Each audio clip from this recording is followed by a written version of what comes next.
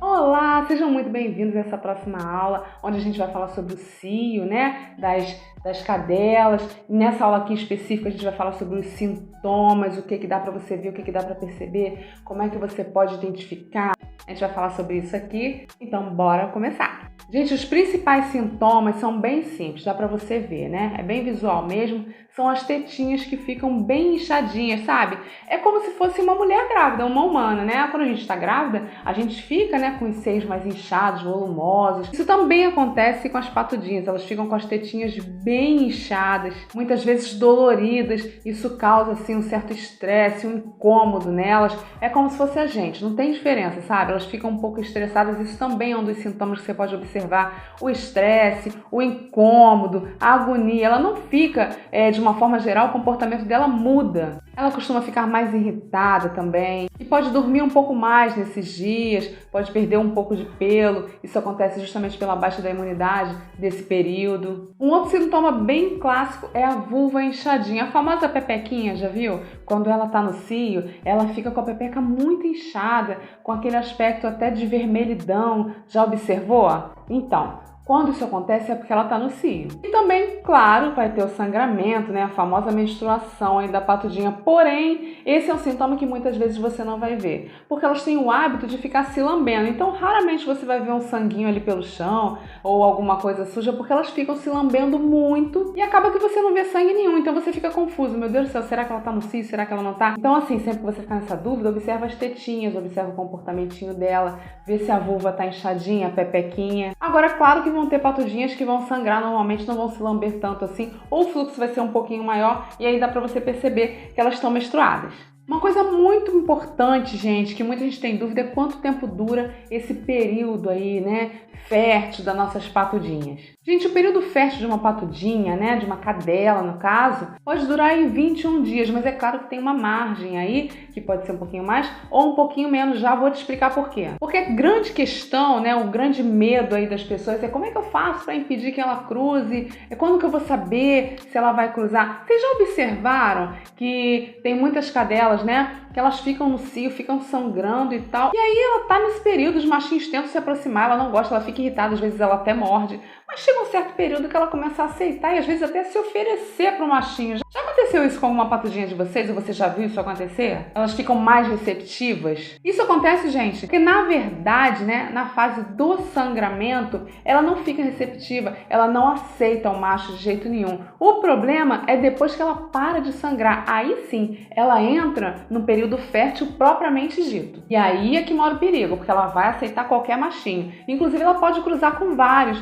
toda hora, um atrás do outro. Olha que problema, olha que perigo. É por isso que a gente vê as cadelinhas na rua, né, com vários machos em volta. E aquilo pra mim é um sofrimento, porque eu vejo como é que ela sofre. Ela não sabe o que está acontecendo, ela não entende. Ela não quer aquilo, mas ela não consegue evitar, porque é uma coisa fisiológica. Ela produz aquilo ali sem querer, ela produz esse feromônio, ela não sabe nem do que se trata. Então as pessoas pensam assim, ela tá gostando, olha lá, tem 5 machos ali e toda hora vai um e cruza. Ela tá sofrendo, às vezes elas ficam com a pepequinha, né, em carne viva, gente, é um sofrimento para elas. Ela não sabe o que tá acontecendo, ela é praticamente um estupro, assim, todo mundo vendo, né, porque na rua isso acontece o tempo todo, ninguém faz nada. Os machinhos também não sabem porque estão fazendo aquilo, só estão fazendo porque é instinto deles. Então, assim, é um sofrimento horrível, gente. Sem contar que tem pessoas, né, que trabalham, vivem da venda de filhotes. Gente, é assim, não é dizer que eu tenho alguma coisa contra isso, não é isso. É porque eu acho, assim, que as pessoas têm que respeitar todas as formas de vida, né? E eu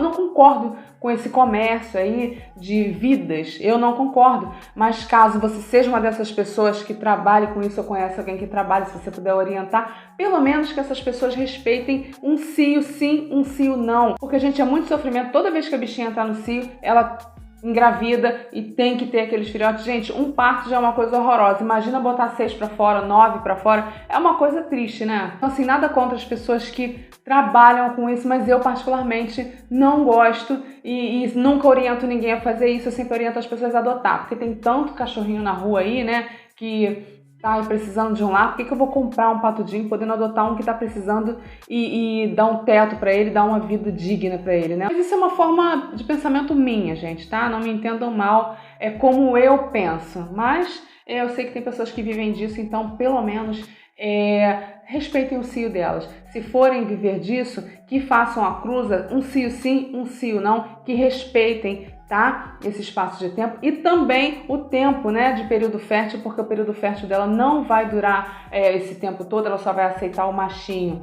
em uma certa época. Então eu acho um absurdo aquelas práticas, aqueles métodos que eles colocam a cachorra de uma forma que ela não pode se mexer e ela é obrigada a aceitar o macho de qualquer forma. Isso é absurdo pra mim, porque tem um tempo certo para ela aceitar e automaticamente ela vai aceitar quando chegar no tempo.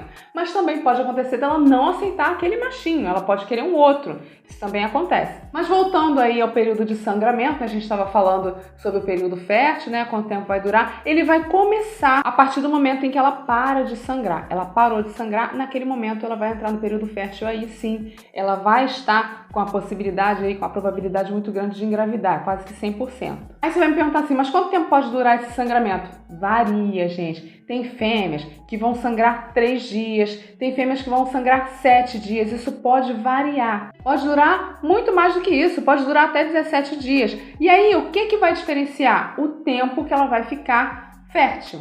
Por quê?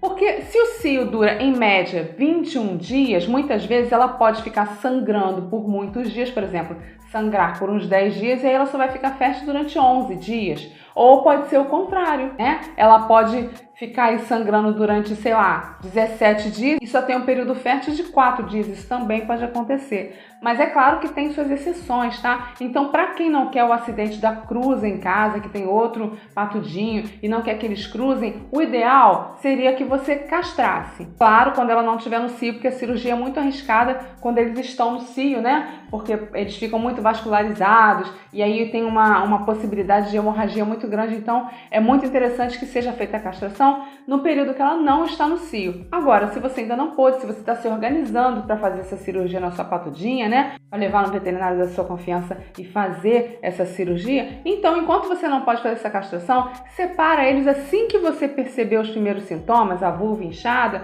a tetinha ali também inchada, ou sangramento. O que você faz? Deixa essa patudinha separada do teu outro patudo pelo menos por 30 dias para garantir, porque como eu sempre falo, tem uma margem de erro para cima e uma margem de erro para baixo. A gente também, né, tem as nossas irregularidades no nosso ciclo menstrual e não é diferente com elas. Então, assim, é muito interessante que você deixe pelo menos 30 dias os dois separados aí, para poder você ficar tranquila, ter certeza que nenhum acidente aconteceu. E aí observar depois, nos próximos 6 meses, quando vai acontecer o próximo. Espero que antes de chegar no próximo cio você consiga castrar sua patudinha, mas caso você não consiga até lá, faça o mesmo processo depois de 6 meses, quando ela entrar no próximo cio, que vai ficar tudo bem, nenhum acidente vai acontecer. Eu espero muito que vocês tenham gostado, gente. Muito obrigada por vocês estarem comigo aqui, me aturando, que eu falo pra caramba. E na próxima aula a gente vai falar sobre o cio das gatinhas, gente. Eu te aconselho aí pra essa aula, porque você vai ver como é que o cio das gatinhas é completamente diferente do cio das cadelas. Você vai ficar de boca aberta com o que você vai descobrir. Vai pra lá que eu tô te esperando. Até lá!